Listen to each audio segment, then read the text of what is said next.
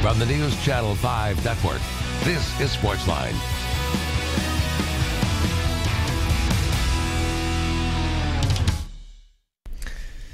Hey there, SportsLine on your television. Steve Lehman here with you. Glad you are here with us on this Monday night on News Channel 5 Plus. We're going to have tons of opportunity tonight to discuss Super Bowl 50 yesterday. What surprised you?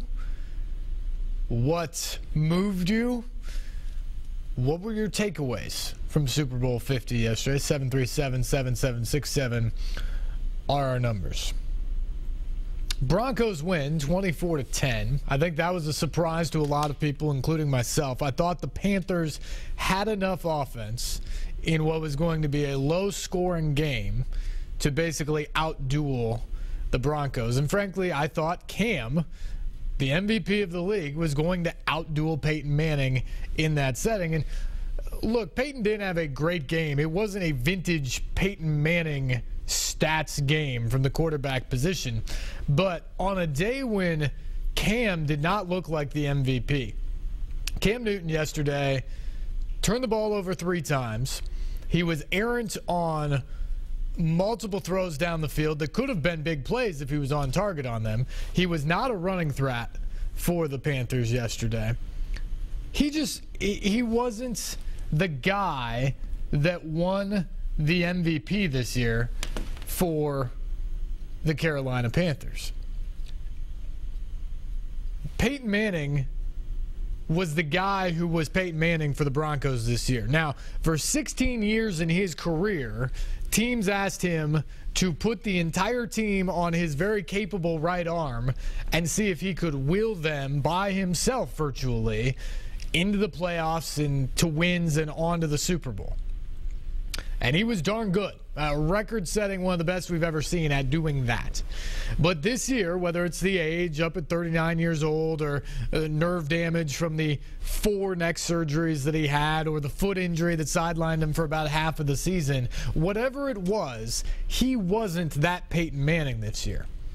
But I give Peyton credit, and in some ways, I think this Super Bowl victory is so telling of who Peyton Manning is, in the sense that even when he was breaking all the records, when he was setting single-season touchdown and yard records and all those sort of things for his career, Peyton always tried to deflect the spotlight onto his teammates. He had the understanding that it was a full 53-man type of thing. And honestly, in some cases, his teams in Indianapolis and early on in Denver weren't full 53-man things. It was Peyton in the offense making up for a lot of warts in other places. And that's probably why he only won 1 Super Bowl to this point. But on this team, finally, he was surrounded by a defense that was the best defense in the National Football League. And with that being the case, Peyton was a pretty smart guy this year. He didn't try to do too much. He went from being the leading man, the lead actor in the play, to being a supporting role guy. He was a game manager, as crazy as it is to throw that term around for Peyton Manning. That's what he was this year. And his job was just to not turn the ball over yesterday. And he had a couple turnovers in there, but for the most part, he ran the offense the way it needed to be run. They were a ball possession team. Keep the ball away from the Panthers. Let the defense step up and win the game for you. And they had 4 drives for scores. The only one that was a touchdown drive was the one at the very end of the game when Cam fumbles the ball at the 10-yard line. Everything else was, yeah, they got some yardage, but they settled for field goals. But you know what? When you've got the best defense in the league, that's all you need. And so, to me, I thought it was fitting because Peyton has been a team guy throughout his career in all sorts of situations and in spots where he could have really taken praise for himself. He's tried to deflect it and make it about the team. He finally breaks through to get Super Bowl win number 2 on probably the best team he's been a part of, in terms of the fact that they relied heavily on that defense. Their special teams were good. Jordan Norwood had a Super Bowl record punt return yesterday to set up one of those field goals. And the offense did just enough with Peyton. It was a team win yesterday. And maybe in one of the most unbelievable moments, Peyton's back on top of the mountain, surveying the confetti coming down and getting to hoist Lombardi's trophy. And it's not all on him. And to me, that was kind of the perfect ending, if it is an ending, for Peyton Manning, because it was a team win. He goes out on top because it was a team win. He gets the second Super Bowl. He really cements his legacy in a lot of ways. And also, just beyond who he was as a person, think about going from being a 5-time MVP to essentially being, as I said, a game manager on a Super Bowl team. Think about the discipline that takes and the ability to step back and realize it isn't all about you and to defer and let your teammates take over. And that's what Peyton did, and he should be celebrated for that. And frankly, I hope he's done. It's obviously his call. He's earned that at this point. But how does it end better than that? How does it go down better than it went down yesterday for Peyton Manning? He wins Super Bowl 50 with all the other MVPs there in the audience, honored before the game while he was in the locker room as one of those previous MVPs. They're out there on the field. This was a historic day for the National Football League, and he goes out there and wins a second Super Bowl. He ties his brother. He becomes the first quarterback ever to win 2 Super Bowls with 2 different teams. He becomes the oldest quarterback to win a Super Bowl, passing John Elway, the guy who brought him to Denver. There's just a lot of great symmetry there. And if he comes back, whether it's in Denver or someplace else, that is going to be really hard to duplicate. And that doesn't even get into the physical aspects of this. He's got neck issues. And I know what that's like, believe me. He's got foot issues after this year. He had hip issues last year. All of that takes your toll. He's going to be 40 next month. And then you start talking about the desire and the want to get into it. People say he was so locked in over the last few weeks in the playoffs to really make the most of this run. That was clear. But when you get to 40 and your kids are getting a little bit older, can you devote that much again for now an 18th season in the NFL? Again, it's his decision. But it's hard for me to think it winds up better than that for Peyton Manning if he comes back. Just a great scene yesterday in San Francisco, and obviously a lot of people in Tennessee fired up about it. The local rating for the game yesterday on News Channel 5 here in Nashville was a 57.9 average rating. That is the highest rating for any television show in the Nashville market on any station in its history. There were a lot of eyes glued in to see what Peyton Manning would do and if it would be his final game. Nashville, this area, the mid-state, rated higher yesterday than Denver did for the Super Bowl in their local market. And they were playing in the game and winning the Super Bowl.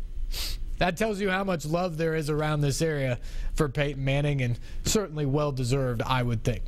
737-7767 is our number. I want to hear from you tonight. What did you think about the game? What surprised you?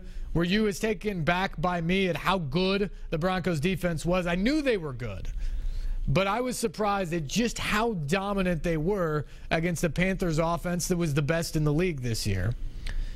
And then what do you think about the send-off for Peyton Manning? 737-7767 is our number. We begin tonight with our buddy Philip. Philip, what's going on?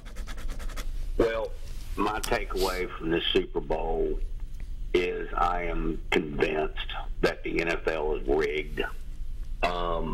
The officiating was horrendously slanted towards Denver. I'm not the only person.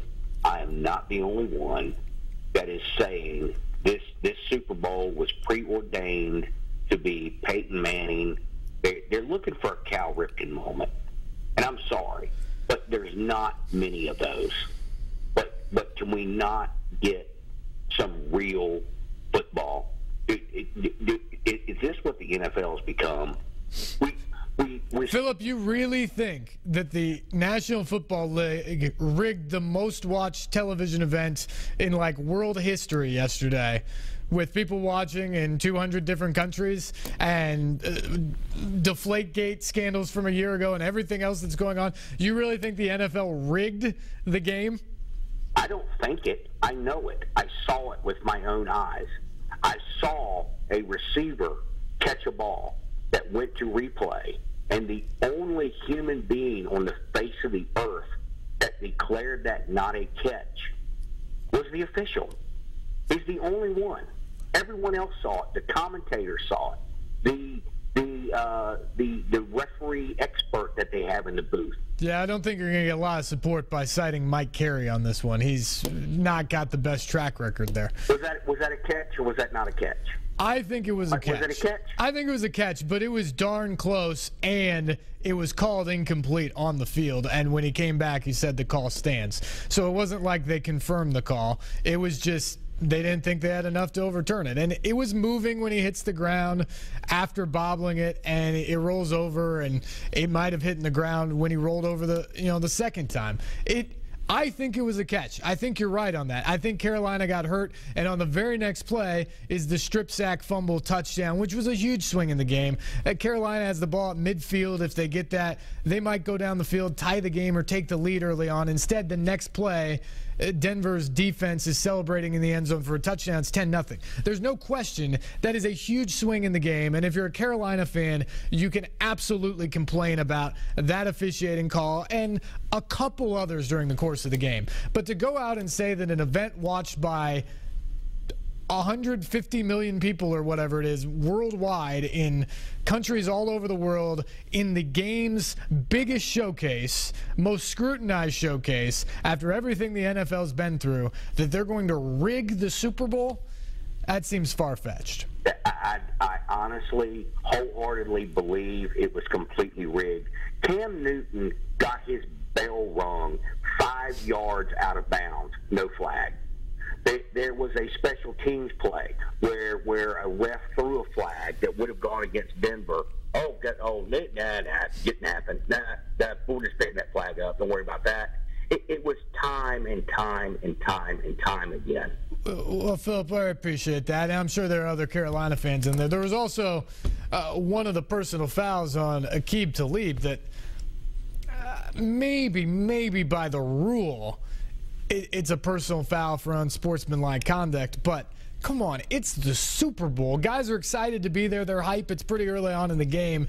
That's not the time to throw that flag, and they threw it, and that hurts Denver yesterday. Officials are not perfect, and probably yesterday a couple more calls went Denver's way than Carolina's game in the balance.